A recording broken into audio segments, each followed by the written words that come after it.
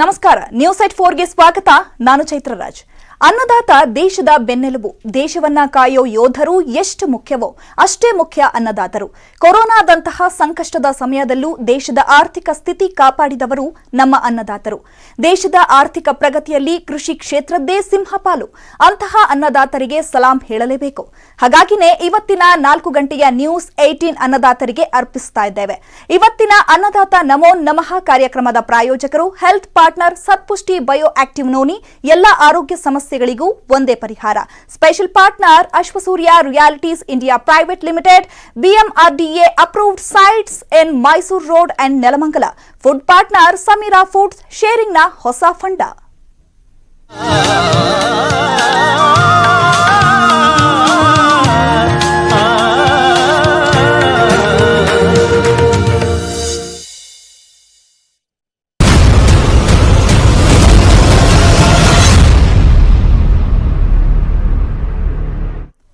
ಸಾಹಿತಿ KS ಭಗವಾನ್ ಮುಖಕ್ಕೆ ಮಸಿ ಬಳಿದಿದ್ದಾರೆ. ಭಗವಾನ್ ಮುಖಕ್ಕೆ ಮಸಿ ಬಳಿದ ವಕೀಲೆ ಮೀರಾ ಅವರಿಂದ ಭಗವಾನ್ ಮುಖಕ್ಕೆ ಮಸಿ.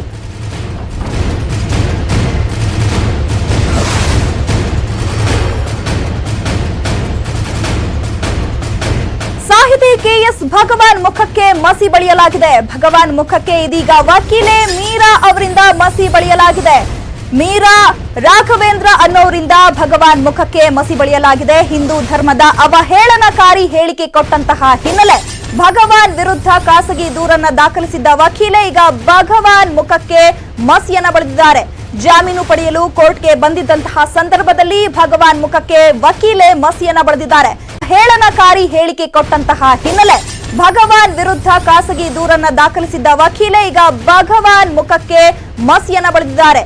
ಜಾಮೀನು ಪಡೆಯಲು ಕೋರ್ಟ್ಗೆ ಬಂದಿದ್ದಂತಹ ಸಂದರ್ಭದಲ್ಲಿ ಭಗವಾನ್ ಮುಖಕ್ಕೆ ವಕೀಲೆ ಮಸಿಯನ್ನ ಬಳಿದಿದ್ದಾರೆ. ಈ ವೇಳೆ ಭಗವಾನ್ ಮುಖಕ್ಕೆ ಮಸಿ ಬಳಿದು ತಮ್ಮ ಆಕ್ರೋಶವನ್ನ ವ್ಯಕ್ತಪಡಿಸಿದ್ದಾರೆ.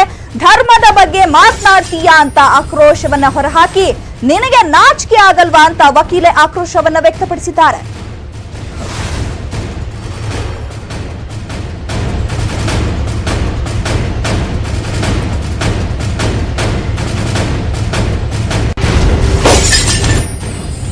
ಸಾಹಿತಿ KS ಭಗವಾನ್ ಮುಖಕ್ಕೆ ವಕೀಲೆ ಮಸಿಯನ್ನ ಬಳಿಯೋ ಮೂಲಕ ತಮ್ಮ ಆಕ್ರೋಶವನ್ನ ಹೊರಹಾಕಿದ್ದಾರೆ. ಭಗವಾನ್ ಮುಖಕ್ಕೆ ಮಸಿ ಬಳೆದಂತಹ ವಕೀಲೆ ಮೀರಾ ರಾಘವೇಂದ್ರ, ನೀನು ಹಿಂದೂ ಧರ್ಮದ ಬಗ್ಗೆ ಮಾತನಾಡ್ತೀಯಾ ಅಂತ ಹೇಳಿ ಮುಖಕ್ಕೆ ಮಸಿಯನ್ನ ಬಳಿದಿದ್ದಾರೆ. ಹಿಂದೂ ಧರ್ಮವನ್ನ ಅವಹೇಳನಕಾರಿಯಾಗಿ ಮಾತನಾಡಿದ್ದಕ್ಕೆ ಈ ಹಿನ್ನೆಲೆ ಭಗವಾನ್ ವಿರುದ್ಧ ಖಾಸಗಿ ದೂರನ್ನ ದಾಖಲಿಸಿದ್ರು ವಕೀಲೆ.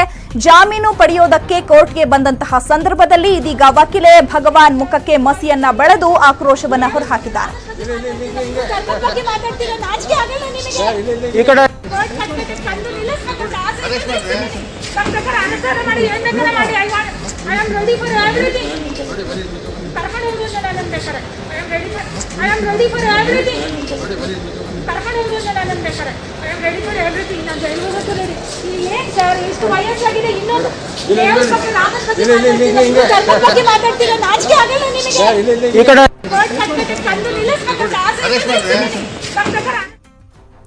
ಸಾಹಿತಿ ಭಗವಾನ್ ಮುಖಕ್ಕೆ ಮಸಿ ಬಳಿದಂತಹ ಪ್ರಕರಣಕ್ಕೆ ಸಂಬಂಧಪಟ್ಟಂತೆ ಇದೀಗ ಮೀರಾ ವಿರುದ್ಧ ದೂರು ಕೊಟ್ಟಿದ್ದಾರೆ ಸಾಹಿತಿ ಭಗವಾನ್. ಹಲಸೂರು ಗೇಟ್ ಠಾಣೆಯಲ್ಲಿ ಭಗವಾನ್ ದೂರನ್ನ ದಾಖಲಿಸಿದ್ದಾರೆ.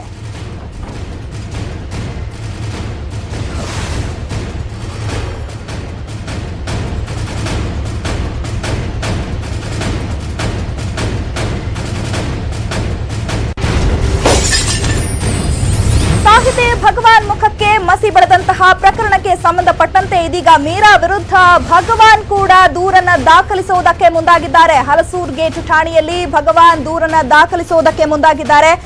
ಇವತ್ತು ಬೆಳಗ್ಗೆ ಮೀರಾ ರಾಘವೇಂದ್ರ ಅನ್ನೋರು ಭಗವಾನ್ ಮುಖಕ್ಕೆ ಮಸಿಯನ್ನ ಬಳಿಯುವಂತಹ ಕೆಲಸವನ್ನ ಮಾಡ್ತಾರೆ. ಹಿಂದೂ ಧರ್ಮದ ಬಗ್ಗೆ ನೀನು ಮಾತನಾಡ್ತೀಯ ಅಂತ ಆಕ್ರೋಶವನ್ನ ಹೊರಹಾಕಿದ್ದಾರೆ. ಕೋರ್ಟ್ಗೆ ಬಂದಂತಹ ಸಂದರ್ಭದಲ್ಲಿ ಈ ಒಂದು ಘಟನೆ ನಡೆಯುತ್ತೆ. ಇದೀಗ ಭಗವಾನ್ ಅವರು ಪ್ರತಿ ದೂರನ್ನ ದಾಖಲಿಸುವುದಕ್ಕೆ ಮುಂದಾಗಿದ್ದಾರೆ. ಹಲಸೂರು ಗೇಟ್ ಠಾಣೆಯಲ್ಲಿ ಈಗ ಭಗವಾನ್ ಅವರು ವಕೀಲೆ ಮೀರಾ ರಾಘವೇಂದ್ರ ಅವರ ವಿರುದ್ಧ ಪ್ರತಿ ದೂರನ್ನ ದಾಖಲಿಸುವುದಕ್ಕೆ ಮುಂದಾಗಿದ್ದಾರೆ. ಈ ಸಂದರ್ಭದಲ್ಲಿ ನ್ಯಾಯಾಲಯದ ಆವರಣದೊಳಗಡೆ ಅದು ಕರಿಕೋಟನ್ನು ಹಾಕೊಂಡಿರುವಂಥ ವಕೀಲರುಗಳು ಈ ರೀತಿಯಾದಂಥ ಹೀನ ಕೃತ್ಯಕ್ಕೆ ಮುಂದಾಗಬಾರ್ದು. ಯಾಕೆಂದರೆ ನಾವೆಲ್ಲರೂ ಏನೇ ಆಗಲಿ ಕಾನೂನನ್ನು ಸಂವಿಧಾನವನ್ನು ಗೌರವಿಸುವಂಥವ್ರು ಮತ್ತು ನ್ಯಾಯವನ್ನು ಕೊಡಿಸುವಂಥ ಕೆಲಸ ಮಾಡುವಂಥ ವಕೀಲರುಗಳೇ ಆಗಿ ಸಮಾಜಕ್ಕೆ ಈ ರೀತಿಯಾದಂಥ ಕೆಟ್ಟ ಸಂದೇಶವನ್ನು ಇವತ್ತು ಅವರು ಕೊಟ್ಟಿದ್ದಾರೆ. ಬೆಳಿಗ್ಗೆ ಭಗವಾನ್ ಅವರು ದೂರನ್ನು ಏನವರು ಮೀರಾ ರಾಘವೇಂದ್ರ ಅವರು ಒಂದು ಖಾಸಗಿ ದೂರನ್ನು ಕೊಟ್ಟಿದ್ದರು. ಆ ದೂರಿನ ವಿಚಾರಣೆಗೆ ಅಂತೇಳಿ 2ನೇ ACMM ನ್ಯಾಯಾಲಯಕ್ಕೆ ಬಂದಿದ್ದರು. ನಮ್ಮ ಸಹೋದ್ಯೋಗಿಗಳಾದಂಥ ಚಿಕ್ಕಚನ್ನೇಗೌಡ ಮತ್ತು ಡೆರಿಕ್ ಅನಿಲ್ ಅವರು ಭಗವಾನ್ ಅವ್ರ ಜೊತೆಗೆ ನ್ಯಾಯಾಲಯದ ಒಳಗಡೆ ಹೋಗಿದ್ದರು. ನ್ಯಾಯಾಲಯದಲ್ಲಿ ಪ್ರಕ್ರಿಯೆಗಳೆಲ್ಲ ಮುಗಿದ ನಂತರ ಅವರು ಮೆಟ್ಲನ್ನು ಇಳಿದು ಕೆಳಗಡೆ ಬರ್ತಾಯಿದ್ರು. ಕೆಳಗಡೆ ಬರ್ತಿದ್ದಂಥ ಸಂದರ್ಭದಲ್ಲಿ ಮೀರಾ ರಾಘವೇಂದ್ರ ಅವರು ಏಕಾಏಕಿ ಅವಾಚ್ಯ ಶಬ್ದಗಳಿಂದ ನಿಂದಿಸಿ ಭಗವಾನ್ ಅವ್ರ ಮೇಲೆ ಹಲ್ಲೆ ಮಾಡಿ ಅವರನ್ನು ಜೀವ ಬೆದರಿಕೆ ಹಾಕಿ ಮಸಿ ಬೆಳೆದು ಅವರನ್ನು ಎಳೆದಾಡಿ ಅವ್ರಿಗೆ ವಯಸ್ಸಾಗಿದೆ ಅನ್ನೋದನ್ನು ಕೂಡ ಮರೆತು ಆಕೆ ಘೋಷಣೆಗಳನ್ನು ಕೂಗ್ತಾ ಫೇಸ್ಬುಕ್ನಲ್ಲಿ ವಿಡಿಯೋ ಲೈವನ್ನು ಮಾಡ್ತಾ ಎಲ್ಲರನ್ನೂ ಉದ್ರಿಕ್ತರನ್ನಾಗಿ ಮಾಡ್ತಾ ನ್ಯಾಯಾಲಯದ ಆವರಣದಲ್ಲಿ ಒಂದು ಅಹಿತಕರವಾದಂಥ ಘಟನೆಯನ್ನು ಮಾಡಿದ್ದಾರೆ. ಸೊ ಈ ಘಟನೆ ವಿರುದ್ಧ ಭಗವಾನ್ ಅವರು ಇವತ್ತು ಈಗ ಅಲ್ಸೂರ್ಗೇಟ್ ಪೊಲೀಸ್ ಠಾಣೆಯಲ್ಲಿ ದೂರನ್ನು ದಾಖಲು ಮಾಡಿದ್ದಾರೆ. ಅದರ ಮೇಲೆ ಮುಂದಿನ ಕಾನೂನು ಈ ಬಗ್ಗೆ ಮತ್ತಷ್ಟು ಮಾಹಿತಿಯನ್ನು ಕೊಡ್ತಾರೆ ನಮ್ಮ ರಿಪೋರ್ಟರ್ ಗಂಗಾಧರ್. ಫೋನ್ ಸಂಪರ್ಕದಲ್ಲಿ ಜಾಯ್ನ್ ಆಗ್ತಾ ಇದ್ದಾರೆ. ಗಂಗಾಧರ್, 2ನೇ ACMM ಕೋರ್ಟ್ ಆವರಣದಲ್ಲಿ ಈ ರೀತಿಯಾದಂತಹ ಘಟನೆ ನಡೆದಿರೋದು ನಿಜಕ್ಕೂ ವಿಪರ್ಯಾಸ. ಯಾಕಂತಂದ್ರೆ ಈ ಒಂದು ಕೋರ್ಟ್ ಅನ್ನ ದೇವಸ್ಥಾನ ಅಂತ ಭಾವಿಸಲಾಗುತ್ತೆ. ಆದ್ರೆ ಈಗ ಭಗವಾನ್ ಮುಖಕ್ಕೆ ವಕೀಲೆ ಮೀರಾ ಅವರು ಮಸಿ ಬಳಿದಂತಹ ಪ್ರಕರಣಕ್ಕೆ ಸಂಬಂಧಪಟ್ಟಂತೆ ಸಾಕಷ್ಟು ಡೆವಲಪ್ಮೆಂಟ್ಸ್ ಆಗ್ತಾ ಇದೆ. ಸೊ ಆಕ್ಚುಲಿ ಏನ್ ನಡೀತು, ಏನ್ ಕಾರಣಕ್ಕೆ ಅವರು ಮಸಿ ಬಳಿದಿದ್ದು? ಚೈತ್ರ, ಏನು ಹಿಂದೂ ಧರ್ಮದ ವಿಚಾರವಾಗಿ ಹೇಳಿಕೆ ನೀಡಿದ್ದಾರೆ ಅನ್ನೋ ಕಾರಣಕ್ಕೋಸ್ಕರ ಮೀರಾ ರಾಘವೇಂದ್ರ ಅವರು ಖಾಸಗಿ ದೂರನ್ನ ಒಂದು ಕೋರ್ಟ್ ಅಲ್ಲಿ ದಾವೆಯನ್ನ ಹೂಡಿದ್ರು. ಸಂಬಂಧಪಟ್ಟಂತೆ ಇವತ್ತು ವಿಚಾರಣೆ ಕೂಡ ಕರೆಯಲಾಗಿತ್ತು. ಹೀಗಾಗಿ ಮೈಸೂರಿನಿಂದ KS ಭಗವಾನ್ ಅವರು ವಿಚಾರಿಸಲು ಕೋರ್ಟ್ ಅಲ್ಲಿ ವಿಚಾರಣೆಗೆ ಹಾಜರಾಗಿ ನಂತರ ಕೋರ್ಟ್ ಪ್ರಕ್ರಿಯೆಗಳನ್ನ ಮುಗಿಸಿಕೊಂಡು ಕೋರ್ಟಿಂದ ಹೊರಗಡೆ ಬರುತ್ತಂತಹ ಸಂದರ್ಭದಲ್ಲೇ ಇನ್ನು ಮೆಟ್ಲಿಂದ ಇಳಿತಾ ಇರಬೇಕಂತ ಸಂದರ್ಭದಲ್ಲೇ ಅವ್ರ ಜೊತೆಯಲ್ಲಿ ಅಂಗರಕ್ಷಕರು ಕೂಡ ಜೊತೆಯಲ್ಲೇ ಇದ್ರು. ಈ ಸಂದರ್ಭದಲ್ಲಿ ಏಕಾಏಕಿ ಬ್ಯಾಗ್ನಿಂದ ತೆಗೆದಂತಹ ಮಸಿಯನ್ನ ಮೀರಾ ರಾಘವೇಂದ್ರ ಅವರು ಏಕಾಏಕಿ KS ಭಗವಾನ್ ಅವರ ಮುಖಕ್ಕೆ ಬಡಿದು ಅವರನ್ನ ನಿಂದನೆ ಮಾಡಿರುವಂತದ್ದು. ಏನಂದ್ರೆ ಹಿಂದೂ ಧರ್ಮದ ವಿಚಾರಕ್ಕೆ ಮಾತಾಡೋಕೆ ನೀನು ಯಾರು, ಮತ್ತೆ ಇದು ವಯಸ್ಸಾಗಿದೆ ಮನೆ ತೆಗೆದು ಬಂದ್ಬಿಟ್ಟು ಇಲ್ಲಿ ಈ ರೀತಿಯ ಹೇಳಿಕೆಗಳನ್ನು ಕೊಡೋದು ಸರಿ ಇಲ್ಲ ಅಂತ ಹೇಳಿ ಆಕ್ರೋಶಭರಿತರಾಗಿ ಮಾತನಾಡಿರುವಂತದ್ದು. ಅದನ್ನ ಜೊತೆಯಲ್ಲಿ ಮೀರಾ ರಾಘವೇಂದ್ರ ಜೊತೆಯಲ್ಲಿ ಇದ್ದಂತವರು ಫೇಸ್ಬುಕ್ ಲೈವ್ ಸಹ ಮಾಡಿದ್ದಾರೆ. ಅದನ್ನ ಈಗ ಅವರು ಟ್ಯಾಗ್ ಕೂಡ ಮಾಡಿರುವಂತದ್ದು. ಈ ಸಂಬಂಧಪಟ್ಟಂತೆ ಈಗ KS ಭಗವಾನ್ ಅವರು ಅಲ್ಸೂರ್ಗೇಟ್ ಪೊಲೀಸ್ ಠಾಣೆಯಲ್ಲಿ ಒಂದು ದೂರನ್ನ ದಾಖಲು ಮಾಡಿದಂತದೆ. ಸದ್ಯ ಈಗ 341, 504, 506 ಅಡಿಯಲ್ಲಿ ಈಗ ಪ್ರಕರಣವನ್ನ ಕೂಡ ದಾಖಲು ಮಾಡ್ಕೊಂಡಿರುವಂತದ್ದು. ಈ ಸಂಬಂಧಪಟ್ಟಂತೆ ಈಗ ಮಾತನಾಡಿರುವಂತಹ KS ಭಗವಾನ್ ಅವರ ಪರ ವಕೀಲರಂತ ಸೂರ್ಯ ಮುಕುಂದರಾಜ್ ಸಹ ಇದು ಉದ್ದೇಶಪೂರ್ವಕವಾಗಿ ಮಾಡಿರುವಂತದ್ದು. ಈಗಾಗಲೇ ಅಂದ್ರೆ ಅವ್ರ ಕೇಸ್ ಸಂಬಂಧಪಟ್ಟಂತೆ ಅವ್ರು ವಿಚಾರಣೆಗೆ ಹಾಜರಾಗಿದ್ದು. ಕೋರ್ಟ್ ಇದೆ, ನ್ಯಾಯಾಂಗ ವ್ಯವಸ್ಥೆ ಇದೆ, ಏನೇ ಇದ್ರು ಕೂಡ ನೋಡ್ಬೋದು. ಆದ್ರೆ ಇದು ಸ್ವಲ್ಪ ಪ್ರತಿಷ್ಠೆಗೋಸ್ಕರ ಈ ರೀತಿ ಉದ್ದೇಶಪೂರ್ವಕವಾಗಿ ಎಲ್ಲ ಒಂದು ಓಕೆ, ಧನ್ಯವಾದಗಳು ಗಂಗಾಧರ್ ತಮ್ಮೆಲ್ಲ ಮಾಹಿತಿಗಾಗಿ. ಇನ್ನುಳಿದ ಪ್ರಮುಖ ಸುದ್ದಿಗಳನ್ನ ನೋಡೋಣ ಬ್ರೇಕ್ ಆದ್ಮೇಲೆ.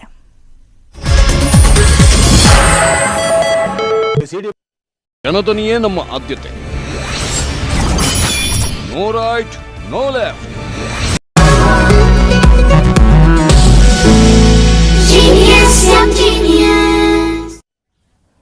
Welcome back. ಬೆಳೆಯುವ ಸಿರಿ ಮೊಳಕೆಯಲ್ಲಿ ಅಂತಾರೆ. ಮಕ್ಕಳೇ ದೇಶದ ಭವಿಷ್ಯ. ಅಂತಹ ಮಕ್ಕಳಲ್ಲಿನ ಟ್ಯಾಲೆಂಟ್ ಅನನ್ಯ. ಅಂತ ಅದ್ಭುತ ಶಕ್ತಿಗಳ ಕ್ರಿಯೇಟಿವ್ ಮಕ್ಕಳ ಪ್ರತಿಭೆಗೆ ಬೆಂಬಲ ನೀಡೋ ವೇದಿಕೆಯೇ ಬೈಜೂಸ್ ಯಂಗ್ ಜೀನಿಯಸ್. ನ್ಯೂಸ್ 18ನ ವಿಶಿಷ್ಟ ಕಾರ್ಯಕ್ರಮ ಬೈಜೂಸ್ ಯಂಗ್ ಜೀನಿಯಸ್. ಚಿಕ್ಕ ಪ್ರತಿಭೆಗಳ ಅದ್ಭುತ ಸಾಧನೆಗೆ ವೇದಿಕೆ ಕಲ್ಪಿಸ್ತಾ ಇದೆ ಬೈಜೂಸ್ ಯಂಗ್ ಜೀನಿಯಸ್. ಪ್ರತಿ ಶನಿವಾರ ರಾತ್ರಿ 8 ಗಂಟೆಗೆ ನಿಮ್ಮ ನ್ಯೂಸ್ 18 ಕನ್ನಡದಲ್ಲಿ ಪ್ರಸಾರ ಆಗುತ್ತೆ. ಈ ಶನಿವಾರ ಅಂದ್ರೆ ಫೆಬ್ರವರಿ 6ರಂದು ಬೈಜೂಸ್ ಯಂಗ್ ಜೀನಿಯಸ್ ನಲ್ಲಿ ಪಾಲ್ಗೊಳ್ಳಲಿದ್ದಾರೆ ಬೆಂಗಳೂರಿನ ವಂಡರ್ ಕಿಡ್ ಶ್ರೀನಿಕಾ ಪುರೋಹಿತ್. 10 ವರ್ಷಕ್ಕೆ ಒಡಿಸ್ಸಿ ಡಾನ್ಸ್ ಮೂಲಕ ಗಮನ ಸೆಳೆದು ಹಲವು ದೇಶಗಳಲ್ಲಿ ಅಭಿಮಾನಿಗಳನ್ನ ಹೊಂದಿದ್ದಾಳೆ. ಬೆಂಗಳೂರಿನ ಶ್ರೀನಿಕಾ ಪುರೋಹಿತ್ ಸಿಂಗಪೂರ್, ಜಪಾನ್, ಅಮೆರಿಕಾದಲ್ಲಿ ಈಕೆ ಹಲವು ಡಾನ್ಸ್ ಶೋಗಳನ್ನು ಕೊಟ್ಟಿದ್ದಾಳೆ. ಈಕೆಯ ಸಾಧನೆಯ ಒಂದು ಝಲಕ್ ಇಲ್ಲಿದೆ ನೋಡಿ.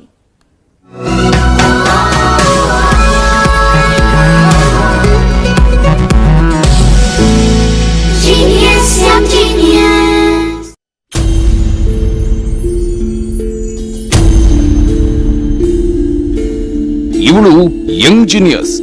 ಇವಳು ಹೆಜ್ಜೆ ಹಾಕ್ತಿದ್ರೆ ನೋಡುಗರು ಮೈ ಮರೆಯುತ್ತಾರೆ. ಇವಳು ಯಂಗ್ ಜೀನಿಯಸ್. ಇವಳಿಗೆ ಒಡಿಸ್ಸಿಯ ವಂಡರ್ ಕಿಡ್ ಅಂತಾರೆ. ಇಂಡಿಯಾ ಇಂಟರ್ನ್ಯಾಷನಲ್ ಡ್ಯಾನ್ಸ್ ಫೆಸ್ಟಿವಲ್ನ ರಂಗಕ್ಕಿಳಿದರೆ ಜನ ಬೆರಗಾಗುತ್ತಾರೆ.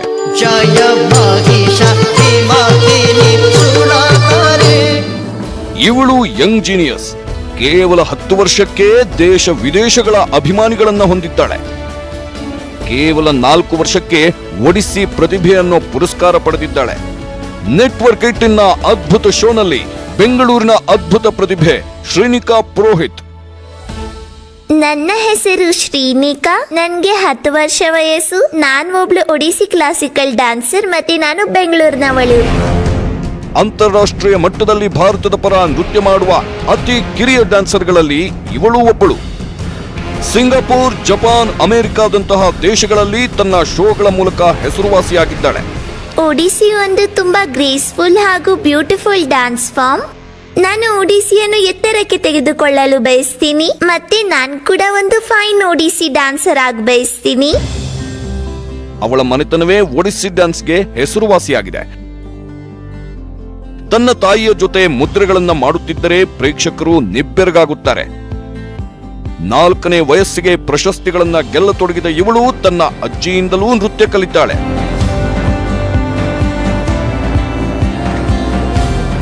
ಬರ್ತಿದ್ದಾಳೆ ಯಂಗ್ ಜೀನಿಯಸ್. ಶನಿವಾರ ರಾತ್ರಿ 8 ಗಂಟೆಗೆ. ಎಸ್, ಬೈಜೂಸ್ ಯಂಗ್ ಜೀನಿಯಸ್ ಹಾಗೆ ಬೆಂಗಳೂರಿನ ವಂಡರ್ ಕಿಡ್ ಶ್ರೀನಿಕಾ ಪುರೋಹಿತ್ ಇವತ್ತು ನಮ್ಮ ಸ್ಟುಡಿಯೋದಲ್ಲಿದ್ದಾರೆ. ಬನ್ನಿ ಅವರನ್ನ ಕಾರ್ಯಕ್ರಮಕ್ಕೆ ವೆಲ್ಕಮ್ ಮಾಡ್ತಾ ಒಂದಿಷ್ಟು ಮಾತುಕತೆಯನ್ನ ಆಡೋಣ. Hi Srinika Purohit, welcome to the show. Hi. And Sonalika Purohit, welcome to the show. Namaskar. I'm very happy to see you here. Why? So your dance, your performance, I'm stunning. Okay, how are you? Thank you. I'm doing good. Why don't you smile? You just smile and say. I'm doing good. Yeah, super. What you had? I had rice, dal and paneer. Okay, I have so many things to ask you. So first, let me talk. When did you first start your dancing performing Odissi? Actually, when I was really small, I used to copy my mother. Whatever she did, I just used to copy her rehearsals and performances. From that, I learnt everything. When I was less than 2 years, I had copied my mother's mudras and I had remembered all 52 mudras. 52 mudras is very difficult to remember all the mudras at one time. It's very difficult, right? But I copied my mother and I wasn't even able to tell the words properly. Okay, what was your age? That time I was less than 2. 2? Whoa, very interesting. Yeah. And then when I had my first performance, I didn't learn it. I copied my mother and my mother just told me a few steps. That time I was 2 years, 9 months, my first solo performance. Wow, great Shrinika. It's very interesting. And I'll coming to you. So, how she get interested in this kind of Odissi dance form? You can say the environment that she gets, like any child. Okay. When they get a particular kind of environment, they start getting inclined to it. So every child tries to copy the mother or the father. Okay? Yeah, it's very difficult at the age of 2 Yes. years. Yes. We can't remember anything. Yeah. Okay. And the thing is that not only like imitating the environment, but also something is there within. Okay. Something is there, because when she was born, she was just 2 months and I started my rehearsals and everything. I have to come back to my dancing and all. So during that time she was, hearing all that gungruka sound, and she was to hear the Odissi music, the songs and the bowls and everything. She used to, I never sang a lullaby for her. I used to actually say the bowls of Odissi, Okay. which was calming her down very well. Like whenever she is cranky or she is not sleeping properly, I used to play Odissi music. Oh. So it was not intentional. It was like beneficial in both ways, because I also get to hear the music that I love, and she was getting calmed down by that music. So it was like, I'm talking about when she was like only sleeping. She was very Okay. small. Okay.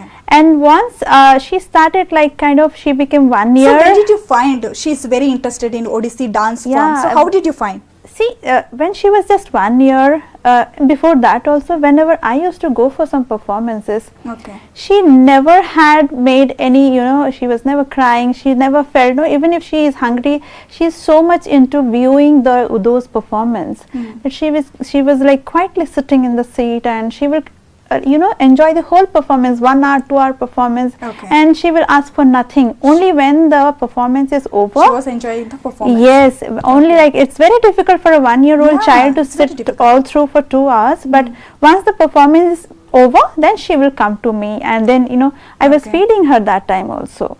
Okay. Since then it is like that. Okay. And then when she started walking, talking, the walk and talks, always she loves to wear my ghungroos, which is like 100 ghungroos, like 50 and 50. Okay. And she will drag her legs, but she will wear it. Like it's very heavy. It's Yeah, 50 on one leg. But later I made her a small ghungru also, and she was very keen, you know, getting up like me, like you know, getting ready like me, putting the makeup, having the bun and all. Whenever I used to do it for her, like a mother to her first child, it is like for me it was a doll that's true, that's with true. whom I was, you know, fulfilling all my wishes. And she would always, you know, patiently waiting for me to finish the makeup and. Okay. And by seeing the videos in the TV, she will like imitate doing all the mudras and whatever I am doing. If I am doing this, Okay, okay. and then she will. She was follow imitating that. you like that. Yeah, it was like that. So by the time she became 2, it was like too much of everything. She was like kind of like many kids. They follow their mothers and sing particular songs, or probably they say ABCD song or something. But she was more into Odissi mudras, Odissi songs, Odissi bowls. So it's like, I think it's very normal. I feel, because all kids, they follow their mothers more because they stay with them more in that age. So like the other kids, whatever the mothers are saying or doing, if the mother is talking over phone, they try to follow that. Yes. So she has seen only dance. She's like a multi-talented, I think, at the age of 2 years. Yeah, Okay. Shrenika, how many hours will you practice dance? Every day 2 hours With whom? with my mother. Mother only. Who's your backbone? And who's your guru? My guru is my mother, but my dance rectification I also get it from my mother's gurus, Guru Srimati Pranati Mahanti, Guru Srimati Sikadda Das, and Shri Sundarlal Patel. Wow, super. So, you're going to school now? No, Why? because of coronavirus. So you know that.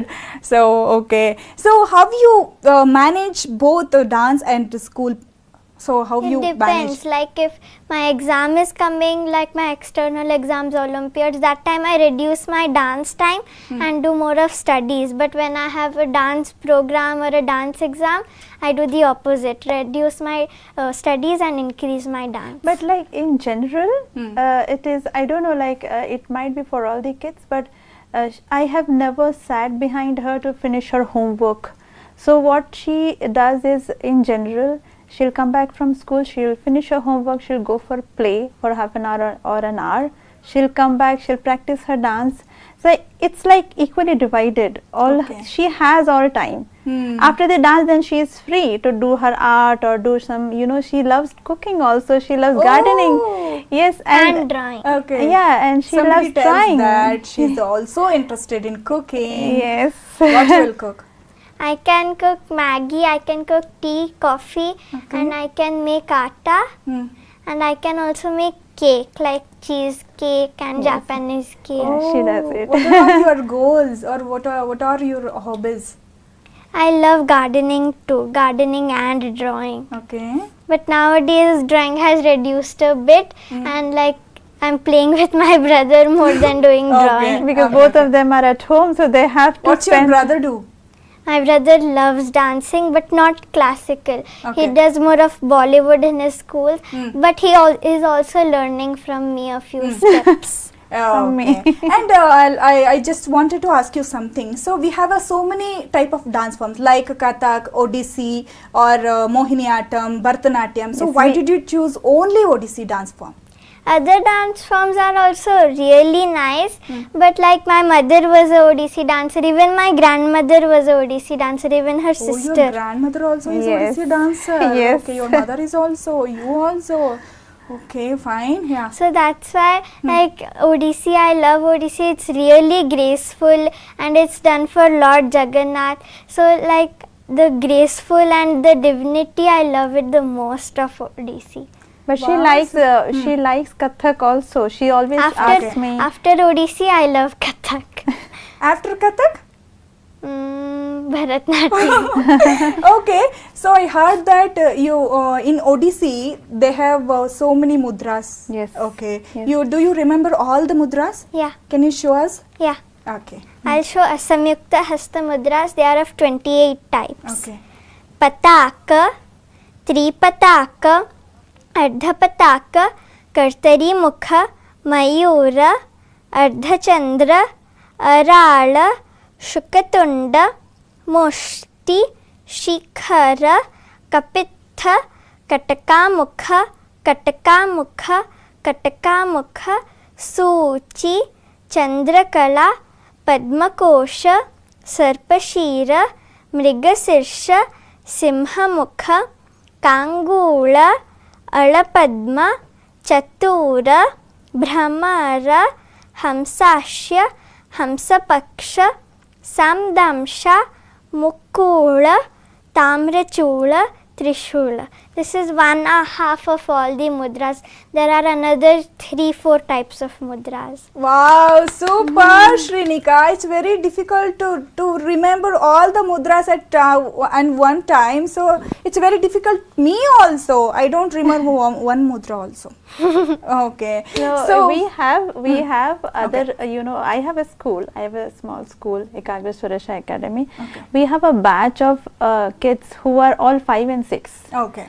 And you don't believe that they are so much into, you know, they love the art so much. So they also remember all the mudras. It's Wow, like it's great thing. we should know one thing. If a kid is passionate and loving a particular art form, no, we do not need to teach them, and they do not need to remember. So they do it naturally, right? Okay. So Shrinika, how many concerts have you given so far? More than 100. More than 100. Where? I have done it all over India, like Jaipur, Coimbatore, Dharwad, many places in Odisha, in Bangalore also, and many other places. West Bengal. Wow, super. West Yes. Bengal. So tell me. Lots of places like You have Kerala a and all. long list. Yes. Yeah. This should year you- we had plans for Dubai. on-site programs also, but because of Corona, everything got stopped. This time it's not stopped; it is postponed. Even in Chennai, I have done 2-3 performances. Wow, great, Shrinika. So, which is your most memorable performance? The performance in Coimbatore, because that I did it in an ashram, Isha ashram. So that environment was so awesome. Like I felt dancing more. So that was we had to do, only me and my mother performed in the whole program. So that time even I was satisfied with my performance, because the environment was so nice. I wished to dance continuously. So that was the most memorable performance. Wow, super. So, okay, what do you want to do going forward into the future?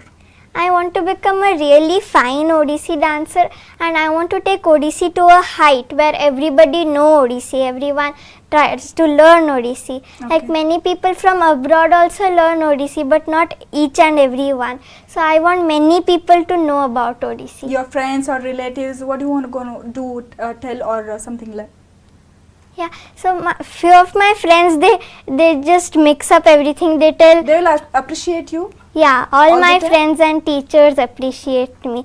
When I told them about this program also, they were really excited. Wow, super. They are all seeing News 18 Kannada now. Huh? Okay. So, what do you want to tell about Shrinika Purohit? I really talking about future, it's little difficult, but the one thing that I feel now is how much ever passion, devotion and hard work she's putting to dance. If she continues this, then that is the most happiest thing for me. And in future, if she grows as a very fine Odissi dancer with the blessings of all the Gurujans, and if she can actually inspire other children to learn classical dancing, because many parents have this notion, I don't know why, they feel if the child is into song or dance or something extracurricular activity, the kid is not going to study. Okay. But it's not like that actually. Yes. Kids who are actually involved in, you know, some kind of music and dance, they are more concentrated towards anything they do in their life. Yes. And their IQ level is also very high. Like Shrinika is also a topper in the class. She really secures very good Wow, marks. great, Shrinika. Yeah. Congratulations. Even after, you know, sharing her time for studies and, you know, her hobbies and also her dance, after doing all these things, she is good at studies also. So I really want to send a message to those parents that please, if your kid is interested interested in something extracurricular art kind of field, then please let them do it. Yes. It makes them feel happy and their brain becomes more captive. Yes, They that's can it. actually capture more.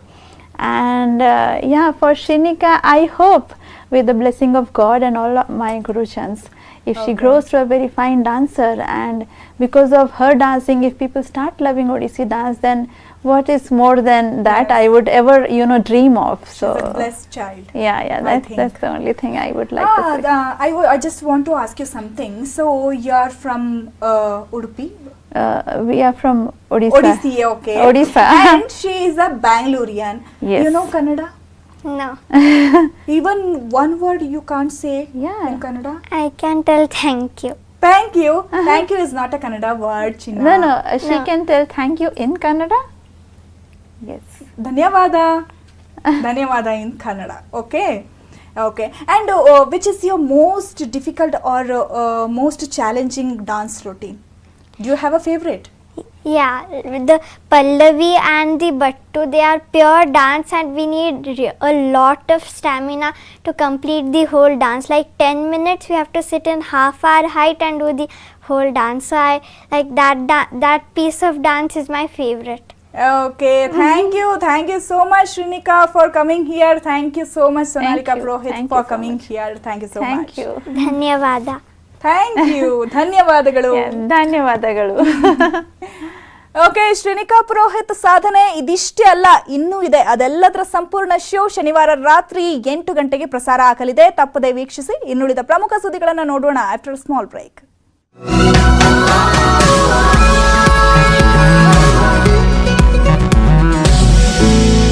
Genius, young genius.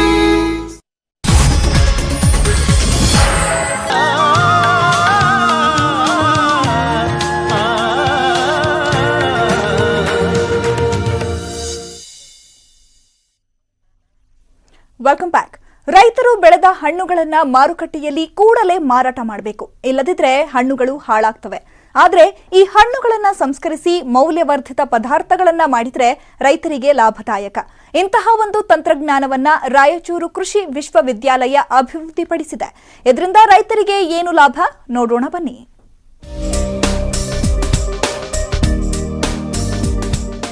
ತೋಟಗಾರಿಕೆ ಬೆಳೆ ಬೆಳೆಯುವ ರೈತರಿಗೆ ಹಣ್ಣುಗಳ ಮಾರಾಟವೇ ದೊಡ್ಡ ಸಾಹಸ ಆಗಿರುತ್ತೆ. ಸಕಾಲದಲ್ಲಿ ಹಣ್ಣುಗಳ ಮಾರಾಟ ಆಗದಿದ್ರೆ ಹಣ್ಣುಗಳು ಕೊಳೆತೆ ಹಾಳಾಗುತ್ತವೆ. ಆದರೆ ಈ ಹಣ್ಣುಗಳನ್ನ ಸಂಸ್ಕರಿಸಿ ಈ ಹಣ್ಣುಗಳಿಂದ ಬೇರೆ ಬೇರೆ ಉತ್ಪನ್ನಗಳನ್ನ ತಯಾರು ಮಾಡಿದ್ರೆ ರೈತರಿಗೆ ನಷ್ಟವಾಗುವುದು ತಪ್ಪಲಿದೆ. ರೈತರಿಗೆ ಮೌಲ್ಯವರ್ಧಿತ ಪದಾರ್ಥಗಳನ್ನ ತಯಾರಿಸುವ ಹಾಗೂ ಮಾರಾಟ ಮಾಡುವ ಕುರಿತು ರೈತರಿಗೆ ಮಾಹಿತಿ ಕಡಿಮೆ. ಆದರೆ ರಾಯಚೂರು ವಿಜ್ಞಾನ ವಿಶ್ವವಿದ್ಯಾಲಯದ ಎಂಜಿನಿಯರಿಂಗ್ನ ಆಹಾರ ತಂತ್ರಜ್ಞಾನ ವಿಭಾಗದಲ್ಲಿ ಹಣ್ಣುಗಳ ಮೌಲ್ಯವರ್ಧನೆ ಮಾಡಿ ಮಾರಾಟ ಮಾಡುವ ತಂತ್ರಜ್ಞಾನದ ಬಗ್ಗೆ ಮಾಹಿತಿ ನೀಡಲಾಗ್ತಿದೆ. ರಾಯಚೂರಲ್ಲಿ ಮಾವು, ಪೇರಲ, ಅಂಜೂರ ಹಣ್ಣುಗಳನ್ನ ಜಾಮ್, ಬಾರ್, ಪೌಡರ್ ಆಗಿ ಪರಿವರ್ತಿಸಿ ಮಾರಾಟ ಮಾಡುವ ವಿಧಾನವನ್ನ ರೈತರಿಗೆ ಉಚಿತವಾಗಿ ಮಾಹಿತಿ ನೀಡಲಾಗ್ತಿದೆ. ಮತ್ತು ಆಹಾರ ತಂತ್ರಜ್ಞಾನ ವಿಭಾಗದಲ್ಲಿ ಸಹಾಯಕ ಪ್ರಾಧ್ಯಾಪಕರಾಗಿ ನಾನು ವರ್ಕ್ ಮಾಡ್ತಾ ಇದ್ದೇನೆ. ಇಲ್ಲಿ ನಮ್ಮ ಒಂದು ವಿಭಾಗದಲ್ಲಿ ಮುಖ್ಯವಾಗಿ ಏನಪ್ಪಾ ಅಂತ ಹೇಳಿದ್ರೆ ಕೃಷಿ ಉತ್ಪನ್ನಗಳ ಕೊಯ್ಲೋತ್ತರ ತಂತ್ರಜ್ಞಾನದ ಬಗ್ಗೆ ನಾವು ಇಲ್ಲಿ ಕೆಲಸ ಮಾಡ್ತಾ ಇದ್ದೀವಿ. ಕೃಷಿ ಉತ್ಪನ್ನಗಳ ಕೊಯ್ಲೋತ್ತರ ತಂತ್ರಜ್ಞಾನದಲ್ಲಿ ಸಾಕಷ್ಟು ಚಟುವಟಿಕೆಗಳು ಬರ್ತವೆ. ಅದು ಕ್ಲೀನಿಂಗ್ ಮಾಡ್ತಕ್ಕಂಥ, ಸ್ವಚ್ಛಗೊಳಿಸ್ತಕ್ಕಂಥ ಕಾರ್ಯಕ್ರಮ ಇರ್ಬೋದು, ವರ್ಗೀಕರಣ ಮಾಡ್ತಕ್ಕಂಥ ಕಾರ್ಯಕ್ರಮ ಇರ್ಬೋದು, ಒಣಗಿಸ್ತಕ್ಕಂಥ ಕಾರ್ಯಕ್ರಮ ಇರ್ಬೋದು, ಮಿಲ್ಲಿಂಗ್ ಮಾಡ್ತಕ್ಕಂಥ ಕಾರ್ಯಕ್ರಮ ಇರ್ಬೋದು, ಮತ್ತು ಮುಖ್ಯವಾಗಿ ಕೃಷಿ ಉತ್ಪನ್ನಗಳ ಮೌಲ್ಯವರ್ಧನೆ ಮಾಡ್ತಕ್ಕಂಥ ಕಾರ್ಯಕ್ರಮದಲ್ಲಿ ನಾವು ಇಲ್ಲಿ ಕೆಲಸ ಮಾಡ್ತಾ ಇದ್ದೀವಿ. ಅದು ಎಸ್ಪೆಷಲಿ ನಾವು ಇಲ್ಲಿ ಕೃಷಿ ಹಣ್ಣು ಮತ್ತು ತರಕಾರಿಗಳ ಸಂಪೂರ್ಣ ಕೊಯ್ಲೋತ್ತರ ಚಟುವಟಿಕೆಗಳನ್ನು ಮಾಡಲಿಕ್ಕೆ ನಮ್ಮ ವಿಭಾಗದಲ್ಲಿ ಎಲ್ಲ ಸೌಕರ್ಯಗಳು ಇದೆ ನಮ್ಮಲ್ಲಿ. ಅಂಜೂರ ಜಾಮ್ ತಯಾರಿಕೆ ಪ್ರತಿ ಕೆಜಿಗೆ 150, ಬಾರ್ ತಯಾರಿಕೆಗೆ 250 ರೂಪಾಯಿ, ಪೌಡರ್ ತಯಾರಿಕೆಗೆ 500 ರೂಪಾಯಿ ಸಂಸ್ಕರಣಾ ವೆಚ್ಚವಾಗಿ ಚಾರ್ಜ್ ಮಾಡಲಾಗುತ್ತೆ. ಅದನ್ನ ಕ್ರಮವಾಗಿ 250, 400 ಹಾಗೂ 1000 ರೂಪಾಯಿಗೆ ಮಾರಾಟ ಮಾಡಬಹುದಾಗಿದೆ. ನಮಸ್ಕಾರ, ನನ್ನ ಹೆಸರು ಡಾಕ್ಟರ್ ರೂಪಾ ಅಂತ ಹೇಳಿ ಇಲ್ಲಿ ಸಹಾಯಕ ಪ್ರಾಧ್ಯಾಪಕರಾಗಿ ಕೆಲಸ ಮಾಡ್ತಾ ಇದ್ದೀನಿ. ಸೊ ಇಲ್ಲಿ ನಾವು ಅಂಜೂರು ಹಣ್ಣಿನ ವಿವಿಧ ಮೌಲ್ಯವರ್ಧಿತ ಮತ್ತು ಆಹಾರ ಸಂಸ್ಕರಣೆ ಪದಾರ್ಥಗಳನ್ನು ನಾವು ತಯಾರಿಸ್ತೀವಿ. ಸೊ ಅಂಜೂರು ಹಣ್ಣಿನ ಜಾಮ್ ಮಾಡಬೇಕಂದ್ರೆ ಅದರದ್ದು ಫಸ್ಟ್ ಹಣ್ಣೆಲ್ಲ ತೊಳೆದು, ನಾವು ಯಾವುದೇ ಪ್ರಾಡಕ್ಟ್ ಮಾಡಬೇಕಂದ್ರೂ ಹಣ್ಣನ್ನು ತೊಳೆದು ಅದರಿಂದ ನಾವು ತಿರುಳನ್ನು ತೊಗೊತೀವಿ, ಪಲ್ಪ್ ತೆಕ್ಕೊತೀವಿ. ಸೊ ಸೊ ಪಲ್ಪ್ ತೊಗೊಂಡ್ಮೇಲೆ ಅದರಿಂದ ನಾವು ಐದರ್ ಜಾಮ್ ಆದರೂ ಮಾಡ್ಕೋಬೋದು ಅಥವಾ ಬಾರ್ ಆದರೂ ಮಾಡ್ಕೋಬೋದು. ಸೊ ಜಾಮ್ ಮಾಡಬೇಕಂದ್ರೆ ಅದಕ್ಕೆ ಬೇರೆ ಬೇರೆ ಪ್ರಿಸರ್ವೇಟಿವ್ಸ್ ಎಲ್ಲ ಹಾಕಿ, ಶುಗರ್ ಇರ್ಬೋದು, ಪೆಕ್ಟಿನ್, ಸಿಟ್ರಿಕ್ ಆಸಿಡ್ ಎಲ್ಲ ಹಾಕಿ ನಾವು ಜಾಮ್ ಮಾಡ್ತೀವಿ. ಭಾರತ ಕೃಷಿ ಪ್ರಧಾನ ರಾಷ್ಟ್ರವಾಗಿದ್ದು ಕಚ್ಚಾ ವಸ್ತುವನ್ನ ಸಿದ್ಧ ವಸ್ತುವನ್ನಾಗಿ ಮಾಡುವುದರಿಂದ ಆತ್ಮನಿರ್ಭರ್ ಭಾರತಕ್ಕೆ ಬಲ ಬಂದಂತಾಗಿದೆ. ಕ್ಯಾಮ್ರಾಮನ್ ಮಹಮ್ಮದ್ ಜಿಲಾನಿಯೊಂದಿಗೆ ಶರಣಪ್ಪ ಬಾಚಲಾಪುರ, ನ್ಯೂಸ್ 18 ಕನ್ನಡ, ರಾಯಚೂರು.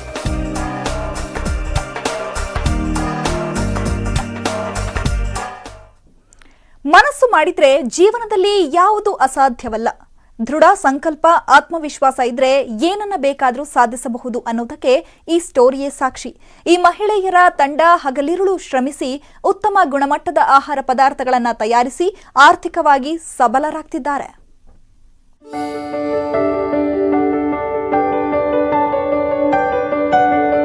ತಮ್ಮ ಕಾಯಕವನ್ನು ನಿಷ್ಠೆಯಿಂದ ಮಾಡಿದ್ರೆ ಯಶಸ್ಸು ಕೈ ಹಿಡಿಯುತ್ತೆ ಅನ್ನೋದು ನಾಣ್ಣುಡಿ. ಕೋಲಾರ ಜಿಲ್ಲೆ ಶ್ರೀನಿವಾಸಪುರ ತಾಲೂಕಿನ ಗುಂಡನಮತ್ತ ಗ್ರಾಮದಲ್ಲಿ ನಿಷ್ಠೆಯಿಂದ ಕಾಯಕ ಮಾಡುವ ಮಹಿಳಾ ಸಂಘಗಳಿವೆ. ಅವೇ ವೇದಿಕ್ ಹಾಗೂ ವೈಭವ ಸ್ವಸಹಾಯ ಸಂಘ.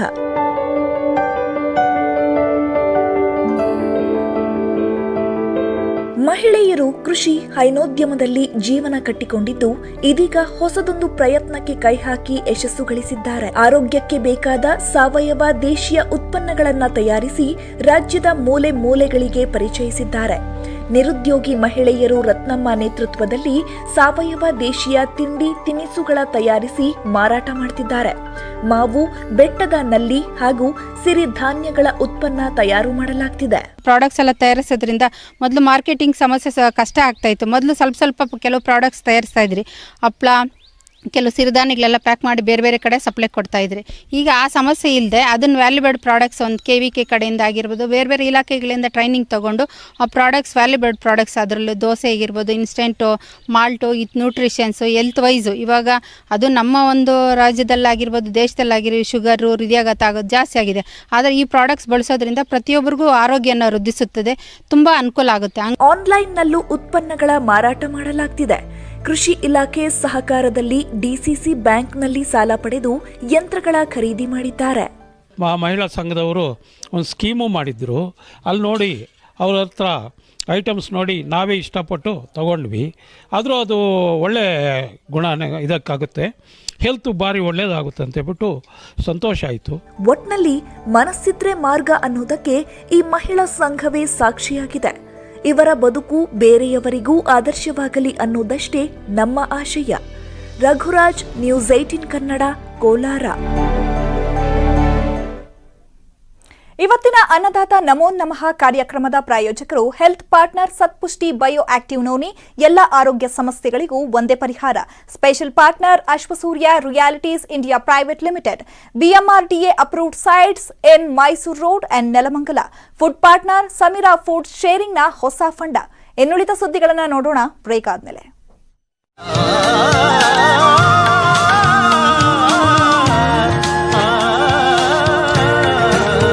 2A ಮೀಸಲಾತಿಗಾಗಿ ಪಂಚಮಸಾಲಿ ಪಾದಯಾತ್ರೆ. ಚಿತ್ರದುರ್ಗದಲ್ಲಿ ನಡೆದ ಸಂಧಾನ ಸಭೆ ವಿಫಲ. ಬೆಂಗಳೂರಿನವರೆಗೂ ಪಾದಯಾತ್ರೆಗೆ ನಿರ್ಧರಿಸಲಾಗಿದೆ.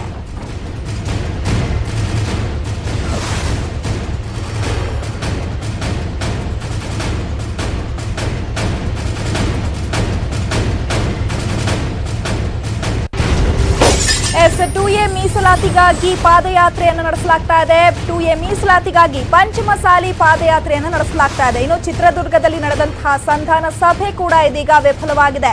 ಬೆಂಗಳೂರಿನವರೆಗೂ ಪಾದಯಾತ್ರೆ ಮಾಡ್ತೀವಿ ಅನ್ನೋ ನಿರ್ಧಾರಕ್ಕೆ ಬಂದಿದ್ದಾರೆ ಶ್ರೀಗಳು. ಮುರುಗೇಶ್ ನಿರಾಣಿ, ಸಿಸಿ ಪಾಟೀಲ್ ನೇತೃತ್ವದಲ್ಲಿ ಸಭೆಯನ್ನು ನಡೆಸಲಾಗಿದೆ. ಆದರೆ ಸಭೆ ಇದೀಗ ವಿಫಲವಾಗಿದೆ. ಜಯ ಮೃತ್ಯುಂಜಯ ಶ್ರೀಗಳ ಸಮ್ಮುಖದಲ್ಲಿ ನಡೆದಂತಹ ಸಭೆ ವಿಫಲವಾಗಿದ್ದು ಬೆಂಗಳೂರಿನವರೆಗೂ ಕೂಡ ಪಾದಯಾತ್ರೆಯನ್ನ ಮಾಡ್ತೀವಿ ಅನ್ನುವಂತಹ ನಿರ್ಧಾರಕ್ಕೆ ಬಂದಿದ್ದಾರೆ. ಆದೇಶ ಪತ್ರ ಸಿಗೋವರೆಗೂ ಪಾದಯಾತ್ರೆ ಮುಂದುವರಿಕೆ ಮಾಡ್ತೀವಿ ಅನ್ನುವಂತಹ ಹೇಳಿಕೆಯನ್ನ ಕೊಟ್ಟಿದ್ದಾರೆ. ಗೆಜೆಟ್ ನೋಟಿಫಿಕೇಶನ್ ಆಗೋವರೆಗೂ ಕೂಡ ನಮ್ಮ ಹೋರಾಟ ನಿಲ್ಲೋದಿಲ್ಲ, ಕಾನೂನಾತ್ಮಕ ಶಕ್ತಿ ತುಂಬೋದಕ್ಕೆ ಪೂರಕ ಹೆಜ್ಜೆ ಇಟ್ಟಿದ್ದೇವೆ ಅಂತ ಹೇಳಿದ್ದಾರೆ. ಇನ್ನು ಐಮಂಗಲದಲ್ಲಿ ಬಸವ ಮೃತ್ಯುಂಜಯ ಸ್ವಾಮೀಜಿ ಹೇಳಿಕೆಯನ್ನ ಕೊಟ್ಟಿದ್ದಾರೆ. 2A ಮೀಸಲಾತಿಗಾಗಿ ನಡೀತಾ ಇರುವಂತಹ ಪಾದಯಾತ್ರೆ ಇದೀಗ ಬೆಂಗಳೂರಿನವರೆಗೂ ಕೂಡ ನಡೆಯುತ್ತೆ ಅನ್ನುವಂತಹ ಖಡಕ್ ಎಚ್ಚರಿಕೆಯನ್ನ ಕೊಟ್ಟಿದ್ದಾರೆ. ಪ್ರಸ್ತಾವನೆಯನ್ನ ಬ್ಯಾಕ್ವರ್ಡ್ ಕಮಿಷನ್ ಇವತ್ತು ನಮ್ಮೆಲ್ಲರ ಪಾದಯಾತ್ರೆ 15ನೇ ತಾರೀಕು ಮಾಡಬೇಕಂತ ನಾವು ನಿರ್ಧಾರ ಮಾಡಿದ್ವಿ. ನಮ್ಮ ಪಾದಯಾತ್ರೆ ನಿರಂತರವಾಗಿ ನಡೀತಿದೆ. ನಮ್ಮ ಪಾದಯಾತ್ರೆ ಶಾಂತಿಯುತವಾಗಿ, ಮುಂಚಿನ ಶಾಂತಿಯುತ ಪಾದಯಾತ್ರೆ, ಶಾಂತಿಯುತವಾಗಿ ಸಹನೆಯಿಂದ ನಾವು ಪಾದಯಾತ್ರೆ ಮುಂದುವರಿಸ್ತೀವಿ. ನಮ್ಮ ಉದ್ದೇಶ ಏನಪ್ಪ, ನಮ್ಮ ಮನವಿ ಏನಪ್ಪ ಅಂತಂದ್ರೆ, ನಮ್ಮ ಬೆಂಗಳೂರಿಗೆ ನಮ್ಮ ಪಾದಯಾತ್ರೆ ಮುಖದೊಳಗಾಗಿದೆ 15 ತಾರೀಕೊಳಗಾಗಿದೆ. ಆದಷ್ಟು ಶೀಘ್ರದಲ್ಲೇ ತಾವೆಲ್ಲರೂ ಇನ್ನಷ್ಟು ಒತ್ತಡ ಮಾಡಿ ಆದೇಶ ಪತ್ರವನ್ನು ಕೊಡಿಸುವಂಥ ಪ್ರಯತ್ನವನ್ನು ತಾವು ಮಾಡಿ ಅಂತೇಳಿ ನಾವೆಲ್ಲ ಮಾಡ್ಕೊಳ್ತೀವಿ. ಒಂದು ಪೂರಕವಾಗಿರ್ತಕ್ಕಂಥ ಹೇಳಿಕೆಯನ್ನ ಎರಡೂ ಪೀಠ ಶ್ರೀಗಳು ಸ್ವಾಗತ ಮಾಡ್ತೀವಿ. ಆದಷ್ಟು ಬೇಗ ಮುಖ್ಯಮಂತ್ರಿಗಳು ವರದಿ ತರಿಸಲಿಕ್ಕೆ, ಶಾಶ್ವತ ಇರುವುದಕ್ಕೆ ಆದೇಶ ಮಾಡಬೇಕು. ಅವರು ಸಹ ಆದೇಶ ಮಾಡುವ ಸಂದರ್ಭದಲ್ಲಿ ಕಾಲಮಿತಿಯನ್ನು ಹಾಕಿ ಈ ವರದಿಯನ್ನು ಕೂಡಲೇ ಸರ್ಕಾರಕ್ಕೆ ತರುವಂತಿನೊಳಗೆ ಆದೇಶ ಮಾಡಿದರೆ ಇನ್ನಷ್ಟು ಬಲ ಬರುತ್ತೆ ಅನ್ನುವಂಥ ವಿಶ್ವಾಸ ನಮ್ಮದಾಗಿದೆ ಅನ್ನುವಂಥ ಮಾತು. ವಿಧಾನಸಭೆ ಕಲಾಪಕ್ಕೆ ಸಚಿವರು ಅಧಿಕಾರಿಗಳ ಗೈರಿಗೆ ವಿಪಕ್ಷ ನಾಯಕ ಸಿದ್ದರಾಮಯ್ಯ ಕಿಡಿಕಾರಿದ್ದಾರೆ. ಅಸೆಂಬ್ಲಿ ನಡೆಸೋದು ಬೇಡ, ನಡೀರಿ, ಎಲ್ಲರೂ ಪಿಕ್ನಿಕ್ ಹೋಗೋಣ. ರಾಜ್ಯಪಾಲರ ಭಾಷಣದ ಮೇಲೆ ಚರ್ಚೆ ನಡೀತಿದೆ. ಇಂತಹ ಸಂದರ್ಭದಲ್ಲಿ ಸಚಿವರು ಅಧಿಕಾರಿಗಳು ಇರಬೇಕು, ಇವರು ಇಲ್ಲದೆ ಚರ್ಚೆ ಮಾಡಿ ಏನ್ ಪ್ರಯೋಜನ ಅಂತ ಕಿಡಿಕಾರಿದ್ರು. ಸಿದ್ದರಾಮಯ್ಯ ಮಾತಿಗೆ ಧ್ವನಿಗೂಡಿಸಿದ ಯತ್ನಾಳ್, ಮಂತ್ರಿಗಳಾಗೋಕೆ ಡೆಲ್ಲಿ ಬೆಂಗಳೂರಿಗೆ ಅಡ್ಡಾಡ್ತಾರೆ, ಮಂತ್ರಿ ಆದ್ಮೇಲೆ ಸದನಕ್ಕೆ ಬರೋದಿಲ್ಲ, ಇಲ್ಲಿ ಸಿಎಂ ಇಲ್ಲ, ಸಚಿವರಿಲ್ಲ ಅಂತ ಯತ್ನಾಳ್ ಟಾಂಗ್ ಅನ್ನ ಕೊಟ್ಟಿದ್ದಾರೆ. ನೀರಾವರಿ ಮಂತ್ರಿ ಇಲ್ಲ, ಸರಿ ಇದೆ, ರೆವಿನ್ಯೂ ಮಂತ್ರಿ ಇಲ್ಲ, ರೂರಲ್ ಡೆವಲಪ್ಮೆಂಟ್ ಮಿನಿಸ್ಟರ್ ಇಲ್ಲ. ಈಗ ಬೊಮ್ಮಾಯಿ ಅವರು is a land parliamentary affairs minister. ಅವರು ಯಾವ council duty be here all the time. ಇಲ್ಲ, ಕೌನ್ಸಿಲ್ ಡ್ಯೂಟಿ ಇದೆ ಈಗ ಅಲ್ಲಿ ಕೌನ್ಸಿಲ್ ನಲ್ಲಿ ಪ್ರಶ್ನೋತ್ತರ ಅದು ಆಯ್ತು. ಇಲ್ಲಿ ನಾನೇನ್ ಹೇಳ್ತೀನಿ, ಅಧಿಕಾರಿಗಳು ಏನ್ರಿ ಸರಿ ಆಯ್ತು, ಸರಿ ಇದೆ, ಮಂತ್ರಿಗಳು ಇರ್ಲಿಪ್ಪ, ಅಧಿಕಾರಿಗಳೇನು ಸಭಾಧ್ಯಕ್ಷರ ಅವರದು ಮಂತ್ರಿಗಳು ಬರೋದಿಲ್ಲ, ಅಧಿಕಾರಿಗಳು ಬರಲ್ಲ. ಸರಿ ಇದೆ, ಅವ್ರಿಗೆ ಸೂಚನೆ ಕೊಡ್ತೀವಿ. ಆದ್ರೆ ನಾನು ಹಿಂಗಾದ್ರೆ ನಡೆಸ್ಬೇಡಿ, ಅಸೆಂಬ್ಲಿ ನಡೆಸ್ಬೇಡಿ, ಇವತ್ತೇ ಕ್ಲೋಸ್ ಮಾಡ್ಬೋಣ ಅಂತ ಸೆನೆಟ್ ಅಡ್ಜರ್ನ್ ಮಾಡಿ ಅಂತ ಹೋಗೋಣ, ನಡ್ರಿ ನೀವು ನಾವೆಲ್ಲರೂ ಹೋಗೋಣ. ಎಲ್ಲಿ ಹೋಗೋದು, ನಾನು ನೀವು ಹೋಗೋಣ ನಡ್ರಿ ಅತ್ತಗೆ. ನಿಮಗೂ ಇಬ್ಬರಿಗೂ ಬೇರೆ ಕೆಲಸ ಇಲ್ಲ, ಈಗ ಎಲ್ಲೇ ಇರೋದೇ ನೋಡಿ ನಮ್ಮ ಏನ್ ಅರ್ಥ ಏನಿದೆ, ಬರ್ಲಿಕ್ಕೆ ಸೂಚನೆ ಕೊಡ್ತೀವಿ.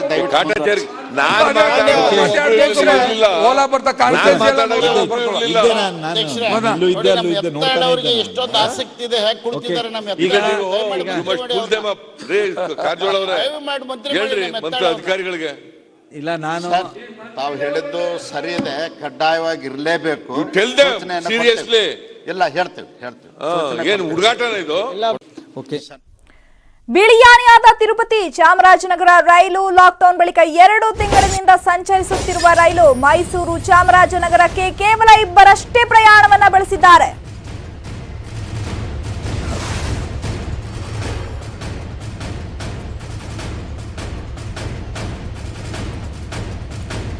ಬಿಳಿಯಾನಿಯಾದ ತಿರುಪತಿ ಚಾಮರಾಜನಗರ ರೈಲು ಇದೀಗ ಲಾಕ್ಡೌನ್ ಬಳಿಕ 2 ತಿಂಗಳಿನಿಂದ ಸಂಚಾರವನ್ನ ಮಾಡ್ತಾ ಇದೆ. ಮೈಸೂರು ಚಾಮರಾಜನಗರಕ್ಕೆ ಇದೀಗ ಕೇವಲ 2 ಪ್ರಯಾಣವನ್ನ ಬೆಳೆಸಿದ್ದಾರೆ. ಆನ್ಲೈನ್ ನಲ್ಲಿ ಟಿಕೆಟ್ ಬುಕ್ ಮಾಡುವಂತಹ ಹಿನ್ನೆಲೆ ರೈಲಿಗೆ ಪ್ರಯಾಣಿಕರು ಕೂಡ ಯಾರು ಆಗಮಿಸ್ತಾ ಇಲ್ಲ. ತಿರುಪತಿಯಿಂದಲೂ ಬೆರಳೆಣಿಕೆಯಷ್ಟು ಪ್ರಯಾಣಿಕರು ಮಾತ್ರ ಈ ರೈಲಿನಲ್ಲಿ ಪ್ರಯಾಣವನ್ನ ಬೆಳೆಸಿದ್ದಾರೆ. ಮೈಸೂರಿನಿಂದ ಚಾಮರಾಜನಗರಕ್ಕೆ ಟಿಕೆಟ್ ದರ ಈಗ 92 ರೂಪಾಯಿ ಇದೆ. ಆನ್ಲೈನ್ ಮೂಲಕ ಟಿಕೆಟ್ ಅನ್ನ ಬುಕ್ ಮಾಡಬೇಕು, ದರ ಪಾವತಿಸಬೇಕು. ಪ್ಯಾಸೆಂಜರ್ ರೈಲ್ನಲ್ಲಿ ಕೇವಲ 20 ರೂಪಾಯಿ ಅಷ್ಟೇ. ಸೊ ಈಗ ಆನ್ಲೈನ್ ಬುಕ್ಕಿಂಗ್ ಆಗಿರೋದ್ರಿಂದ ಯಾರೂ ಕೂಡ ಪ್ರಯಾಣಿಕರು ಈ ರೈಲಿಗೆ ಆಗಮಿಸ್ತಾ ಇಲ್ಲ. ತಿರುಪತಿಯಿಂದಲೂ ಕೂಡ ಇದೀಗ ಬೆರಳೆಣಿಕೆಯಷ್ಟು ಪ್ರಯಾಣಿಕರು ಮಾತ್ರ ಇಲ್ಲಿ ಪ್ರಯಾಣವನ್ನ ಬಳಸ್ತಾ ಇದ್ದಾರೆ.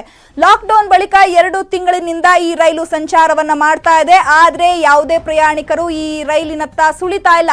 ಜನರಿಲ್ಲದೆ ಈಗ ರೈಲು ಖಾಲಿಯಾಗಿ ಸಂಚಾರವನ್ನ ಮಾಡ್ತಾ ಇದೆ. ಮೈಸೂರಿನಿಂದ ಚಾಮರಾಜನಗರಕ್ಕೆ 60 ಕಿಲೋಮೀಟರ್, 1 ಕಿಲೋಮೀಟರ್ಗೆ 6 ರೂಪಾಯಿ ಡೀಸೆಲ್ ಇದ್ರೆ ಈಗ 360ರಂತೆ ಡೀಸೆಲ್ ಕೂಡ ಇದೆ. ಇನ್ನು 25,000 ರೂಪಾಯಿಗೂ ಹೆಚ್ಚು ಖರ್ಚನ್ನ ಮಾಡಲಾಗ್ತಾ ಇದೆ. ಹೆಚ್ಚಿನ ಡೀಸೆಲ್ ಈಗ ವೇಸ್ಟ್ ಆಗ್ತಾ ಇದೆ. ಖಾಲಿಯಾಗಿ ರೈಲು ಪ್ರಯಾಣವನ್ನ ಮಾಡ್ತಾ ಇದೆ. ಮೈಸೂರಿನಿಂದ ಪ್ರಯಾಣಿಸುವವರು ಬೆರಳೆಣಿಕೆ ಮಂದಿ ಅಂತ ಮಾತ್ರ ಈಗ ಮಾಹಿತಿ ಲಭ್ಯವಾಗಿದೆ. ರೆಗ್ಯುಲರ್ ಆಗಿ ಎಕ್ಸ್ಪ್ರೆಸ್ ಟ್ರೈನ್ಗೆ 45 ರೂಪಾಯಿ ಇದೆ, ಹಾಗೆ ಪ್ಯಾಸೆಂಜರ್ ಟ್ರೈನ್ಗೆ 20 ರೂಪಾಯಿ ಇದೆ. ಈ ಹೆಚ್ಚಿನ ಹೊರೆಯನ್ನು ಸಾಮಾನ್ಯ ಜನ ಹೇಗೆ ಹೊತ್ಕೊಳ್ಳಿಕ್ಕೆ ಸಾಧ್ಯ? ನಾವು ಮೊಬೈಲಲ್ಲಿ ಟಿಕೆಟ್ ಬುಕ್ ಮಾಡ್ಕೋಬೇಕಾಗುತ್ತೆ. ಮೊಬೈಲಲ್ಲಿ ಟಿಕೆಟ್ ಬುಕ್ ಮಾಡೋದಕ್ಕೆ ಹೆಚ್ಚಿನ ಹೊರೆ. ಜೊತೆಗೆ ಇನ್ನೊಂದೇನಾಗಿದೆ ಅಂತ ಹೇಳಿದ್ರೆ, ಆ ಟ್ರೈನ್ ಬರ್ತಾರ ಟೈಮಿಂಗೂ ಸರಿ ಇಲ್ಲ. ಕೋರ್ಟ್ ಕಚೇರಿ ಟೈಮ್ಗಳಲ್ಲಿ, ಆಫೀಸ್ ಟೈಮ್ಗಳಿಗೆ ನಾವು ಟೈಮನ್ನು ಹೇಗೆ ಸರಿ ಹೊಂದಿಸ್ಕೊಳ್ಳೋದು, ಇದು ಬಹಳ ಸಮಸ್ಯೆ ಆಗಿದೆ ಸರ್. ಪ್ರಯೋಜನ ಆಗಿಲ್ಲ ಟ್ರೈನು? ಖಂಡಿತ ಪ್ರಯೋಜನ ಆಗಿಲ್ಲ ಸರ್. ಇವತ್ತು ಬೆಳಗ್ಗೆನೂ ಅಷ್ಟೇ 24 ಬೋಗಿಯಲ್ಲಿ ಪ್ರಯಾಣ ಮಾಡಿಸಿರೋರು ಮೈಸೂರಿನಿಂದ ಚಾಮರಾಜನಗರಕ್ಕೆ 2-3 ಮಂದಿ ಅಷ್ಟೇ ಸರ್. ಒಂದು ಗಾಯದ ಮೇಲೆ ಬರೆ ಎಳೆದಂತೆ ಇನ್ನೂ ಸಹ 70 ರೂಪಾಯಿಯನ್ನೇ ನಿಗದಿ ಮಾಡಿದ್ದಾರೆ.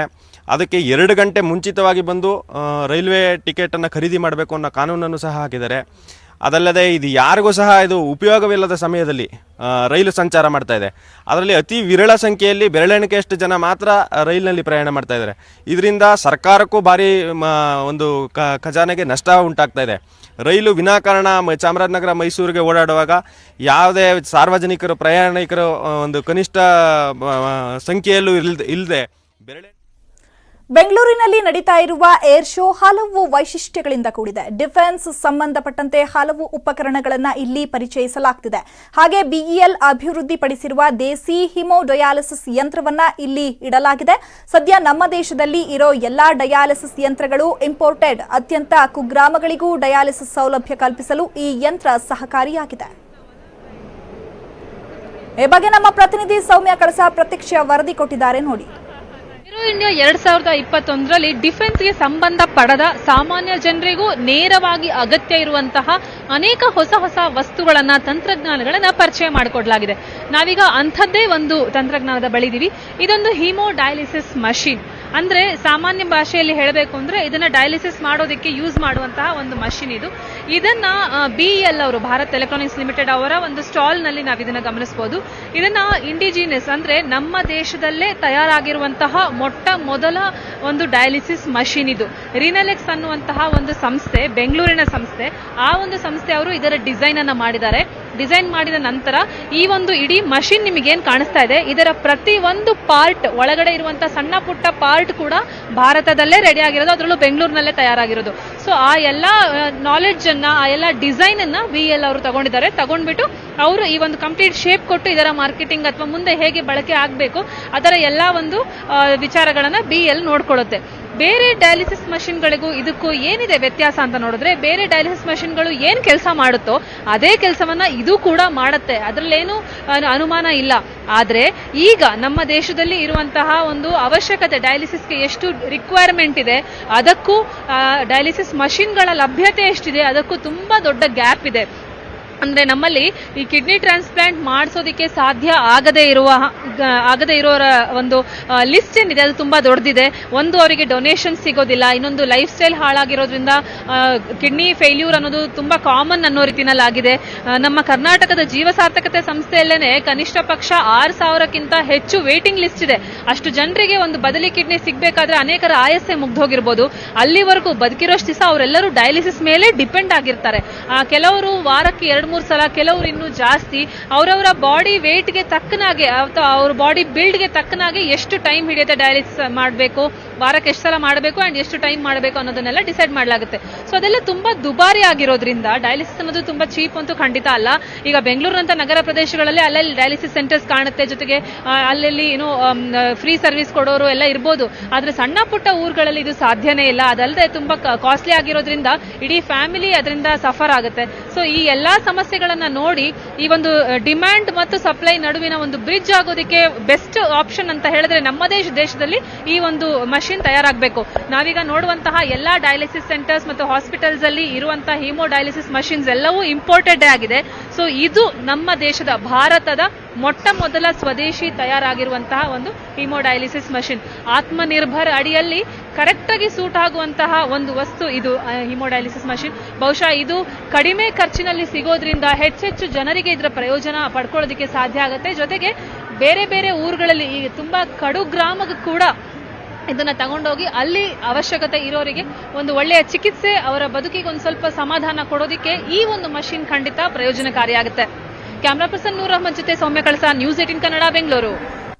ಇವಿಷ್ಟು ಈ ಹೊತ್ತಿನ ಪ್ರಮುಖ ಸುದ್ದಿ. ನೋಡ್ತಾ ಇರಿ ನ್ಯೂಸ್ 18 ಕನ್ನಡ. ಜಾಲ ನಮ್ಮದು, ಬಲ ನಿಮ್ಮದು.